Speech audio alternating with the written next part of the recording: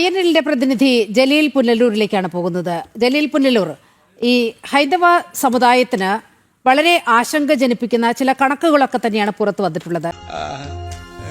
ഇപ്പോൾ ഈ ചർച്ചയിൽ ആദ്യം സംസാരിച്ച മുൻ DGP ഡോക്ടർ TP സെൻകുമാർ കേരളത്തിൽ ഈ ഡെമോഗ്രഫിയിൽ വരുന്ന മാറ്റങ്ങളെക്കുറിച്ച് കൃത്യമായ ഒരു കണക്ക് പറയുകയുണ്ടായി.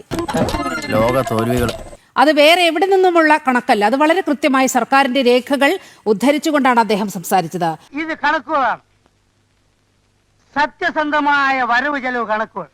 ഇപ്പോൾ തുടർന്ന് സംസാരിച്ച ശ്രീ RV ബാബുവാണെങ്കിൽ കേരളത്തിൽ മാറിക്കൊണ്ടിരിക്കുന്ന പതിറ്റാണ്ടുകളായി ഇപ്പോൾ ഇങ്ങനെ മാറിക്കൊണ്ടിരിക്കുന്ന വോട്ടിംഗ് പാറ്റേണിനെ കുറിച്ചുള്ള ചില കണക്കുകളും മുന്നോട്ട് വെക്കൂ. കണക്കുകളുടെ ആദ്യം നമുക്കൊന്ന് കണ്ണോടിക്കാം. ഇതൊക്കെ ഈ മതസൗഹാർദ്ദമാണ്, ഇവിടെ മതേതരത്വമാണ് വിളങ്ങുന്നത് എന്ന ഒരു ചുരുക്കപ്പേരിലേക്ക് അത് ചുരുങ്ങുമ്പോൾ ചില യാഥാർത്ഥ്യങ്ങൾ കാണാതെ പോകുകയാണ്. നോക്കൂ, 50% ഇപ്പോൾ സെൻകുമാർ സാർ പറയുന്ന കണക്കനുസരിച്ചാണെങ്കിൽ കേരളത്തിലെ ഹിന്ദു ജനസംഖ്യ 50-ൽ താഴെ എത്തി നിൽക്കുന്ന ഒരു സാഹചര്യമുണ്ട്. പക്ഷേ ഞങ്ങൾ അന്തസ്സുള്ള തറവാട്ടി പറഞ്ഞവരായതുകൊണ്ട് പറയുന്നില്ല. അപ്പോൾ പോലും കൃത്യമായൊരു പ്രാതിനിധ്യം നിയമസഭയിൽ എത്തുന്നില്ല. അതിന് ഈ പതിറ്റാണ്ടുകളായി ഇവിടെ തുടരുന്ന ഈ പ്രീണനം അതിച്ചിരി കൂടുതലല്ല. പ്രത്യേകിച്ച് ഒരു പ്രത്യേക മതവിഭാഗത്തോട്, മുസ്ലിം വിഭാഗത്തോടുള്ള കൃത്യമായ ഇടത് വലത് മുന്നണികളുടെ പ്രീണനം അത് തന്നെയാണ് കാരണം എന്ന നിഗമനത്തിലേക്കാണ് ഇപ്പോൾ എത്തിയിരിക്കുന്നത്. അങ്ങേക്ക് പ്രതികരിക്കാം. നോക്കൂ, അതിനു മുമ്പ് എന്റെ പ്രസ്ഥാനത്തെ സംബന്ധിച്ച് വന്ന ഒരു പരാമർശത്തിന് മറുപടി പറയേണ്ടിയിരിക്കുന്നു. ഒന്നാമത് ഞങ്ങള് ഇപ്പൊ INL അല്ല, നാഷണൽ ലീഗാണ്. യഥാർത്ഥത്തിലുള്ള കാര്യം എന്താണെന്നറിയോ? ദേശീയ ലീഗാണ്. അതിന്റെ അർത്ഥം എന്താണെന്നും അതിൽ എത്ര തീവ്രവാദവും വർഗീയതയും ഉണ്ട് എന്നും ഇംഗ്ലീഷ് അറിയാവുന്നവർ ബോധ്യപ്പെടട്ടെ. പക്ഷെ ഞങ്ങളുടെ ബേസ് INL തന്നെയാണ്. 1992 ബാബരി മസ്ജിദ് ധ്വംസനവുമായി ബന്ധപ്പെട്ട് ഈ രാജ്യത്ത് ചരിത്രത്തിൽ ആദ്യമായി ഇന്ത്യൻ ഭരണഘടനയെയും ഇന്ത്യൻ പട്ടാളത്തെയും നിയമവ്യവസ്ഥയെയും നോക്കുകുത്തിയാക്കിക്കൊണ്ട്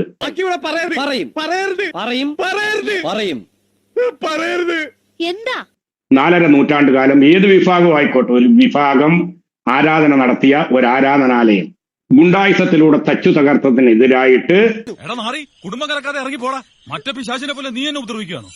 ഒരു വലിയ ധർമ്മയുദ്ധം നടത്തി മുസ്ലിം ലീഗിനെ പോലെ 5 മന്ത്രിമാരും 10-18 MLA-മാരും എല്ലാ അധികാരങ്ങളുമുള്ള ഒരു സംവിധാനത്തിൽ നിന്നും ഇറങ്ങി വന്ന് വേദനിപ്പിക്കാൻ വേണ്ടി പറഞ്ഞതല്ല, എന്റെ വേദന കൊണ്ട് പറഞ്ഞാണ്. കഴിഞ്ഞ 32 വർഷക്കാലമായി രാഷ്ട്രീയ മരുഭൂമിയിൽ ദാഹജലം കിട്ടാതെ ഒന്നുമില്ലാതെ നടന്നു നീങ്ങിയ ആശയ പ്രബുദ്ധതയുള്ളവരുടെ ഒരു കൂട്ടായ്മയിൽപ്പെട്ടതാണ് നാഷണൽ ലീഗ്. ഞങ്ങൾക്ക് തുല്യമായിട്ട് ഇന്ത്യ രാജ്യത്ത് ഒരു മുന്നണി ബന്ധമില്ലാതെ പിടിച്ചു നിന്ന ഏതെങ്കിലും ഒരു പ്രസ്ഥാനമുണ്ടെങ്കിൽ RV ബാബു സാർ ആർജവത്തോടെ എന്ന് പറയട്ടെ.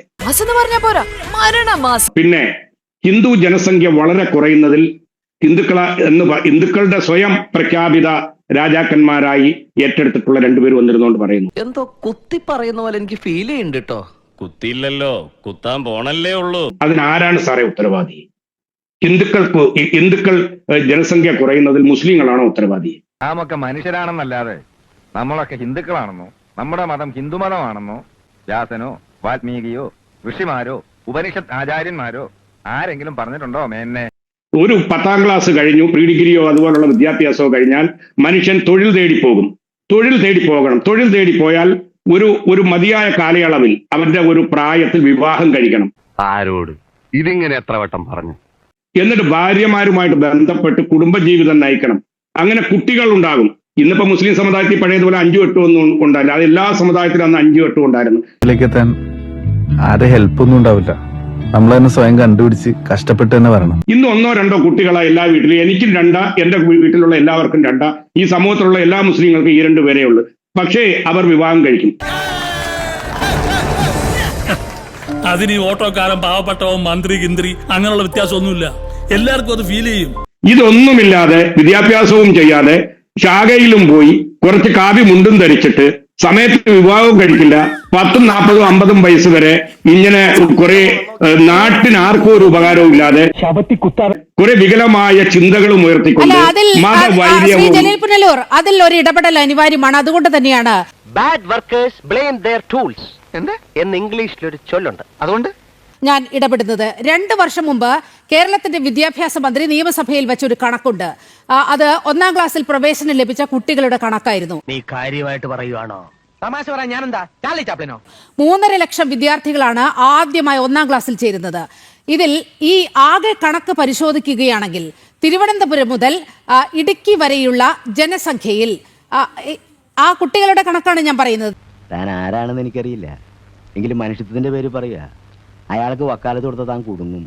തിരുവനന്തപുരം മുതൽ ഇടുക്കി വരെയുള്ള കണക്ക്, അതിൽ എത്ര പേരുണ്ടോ അതിന് സമാനമായ കണക്ക് മലപ്പുറം ജില്ലയിൽ മാത്രമുണ്ടായി.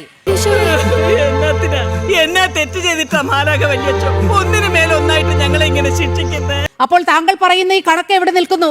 തിരുവനന്തപുരം മുതൽ ഇടുക്കി വരെയുള്ള ജില്ലകളിലെ കണക്കിന് തുല്യമായ കുട്ടികളാണ് മലപ്പുറം ജില്ലയിൽ നിന്നും ആ വർഷം 1-ാം ക്ലാസ്സിൽ പ്രവേശനം നേടിയത്. ഈ കരച്ചിലൊന്നും നിർത്തണ്ടേ ശോശാമേ? വിഷമം വന്ന പിന്നെ കരയാതെ പിന്നെ കൂടുതൽ പറയണ്ടല്ലോ. പറഞ്ഞു തരാം. സംസാരിക്കാം, വാ. സെൻകുമാർ സാറിന്റെ അടക്കം അല്ലെങ്കിൽ അദ്ദേഹത്തിന്റെ മക്കളുടെ അടക്കം RV ബാബു സാറിന്റെ അടക്കം മക്കളോ പേരമക്കളോ പഠിക്കുന്നത് അവിടെ സ്വകാര്യ മാനേജ്മെന്റ് സ്കൂളിലായിരിക്കും. അതിന്റെ കണക്ക് എവിടെ വരും?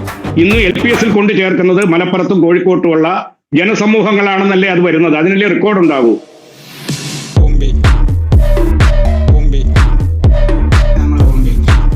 എല്ലാ ജാതിക്കാരനും ഓരോ സ്കൂളും കോളേജും ഇവിടെ കെട്ടിപ്പൊക്കിയിട്ട് അതാത് ജാതികളിലും മതങ്ങളും പഠിക്കുന്ന ബ്ലോക്ക് കോഴികളെ സൃഷ്ടിച്ച് എടുക്കുന്ന കുറെ വിദ്യാലയങ്ങളിൽ കൊണ്ട് കുട്ടികളെ വിട്ടിട്ട് ഇത് നീ ചോദിച്ചു വാങ്ങിച്ചതാ.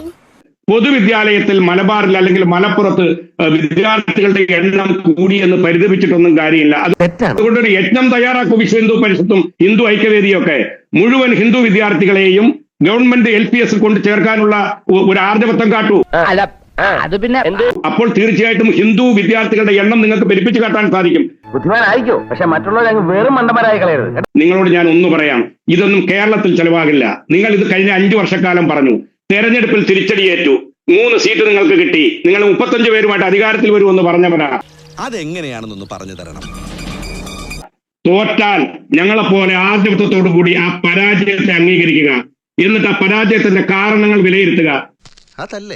അതല്ലേ അതിന്റെ ഒരു ന്യായം. അല്ലെങ്കിൽ അതിന്റെ പിറ്റേന്ന് ഇങ്ങോട്ട് വന്നിരുന്നിട്ട് വർഗീയത പുലമ്പിയാൽ ഈ രാജ്യത്തെ ഹിന്ദു വോട്ടുകളെല്ലാം കേരളത്തിൽ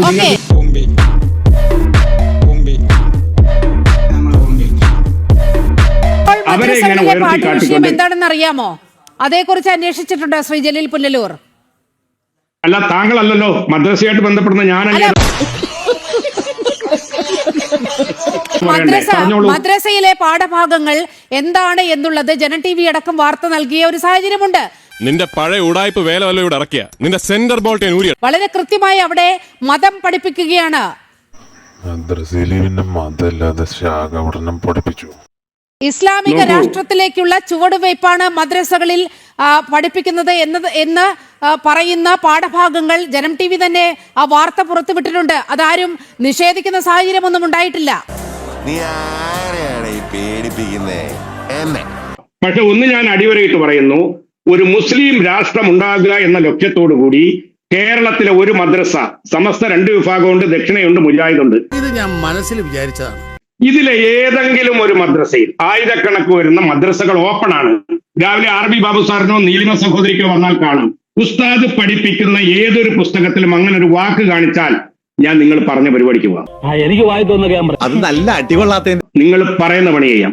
ഇതൊക്കെ നിരുത്തരവാദപരമായ വർഗീയത വളർത്തിയ ആളെ കൂട്ടാനുള്ള നിങ്ങളുടെ തന്ത്രമാണ്. ആ തന്ത്രം കേരളത്തിൽ വിലപ്പോവില്ല. ഒരു കാര്യം ചെയ്യും, ഞാൻ ഈ കാട്ടുമൂലയിൽ ഇല്ലാത്ത കാശിന് ഡീസൽ ഒഴിച്ചോണ്ട് ഇവിടെ വരെ വന്നതേ ഇത് പറയാനാ. പിന്നെ ഒന്നുകൂടി ഞാൻ പറഞ്ഞുതരാം. സെൻകുമാർ സാറേ, നിങ്ങളൊരു DGP ആയിട്ടിരുന്ന മനുഷ്യനാ. ഞങ്ങളുടെയൊക്കെ മനസ്സിലെ ഒരു രാജകുമാരനായി വിലസേണ്ട ആളാണ് നിങ്ങൾ മതനിരപേക്ഷ സമൂഹത്തിന്റെ. നിങ്ങൾ ഇടുങ്ങിയ ചിന്താഗതിയായിട്ട് പോകരുത്. ഇത് കേരളമാണ്. നിങ്ങൾ ഇവിടെ ജാതി തിരിച്ചും മതം തിരിച്ചും എഴുതിക്കൊണ്ടുവന്ന കുറെ നാളായി ഞാൻ ഓങ്ങി നിൽക്കണം. പറയേണ്ടതേ പറയാവൂ, ചെയ്യേണ്ടതേ ചെയ്യാവൂ.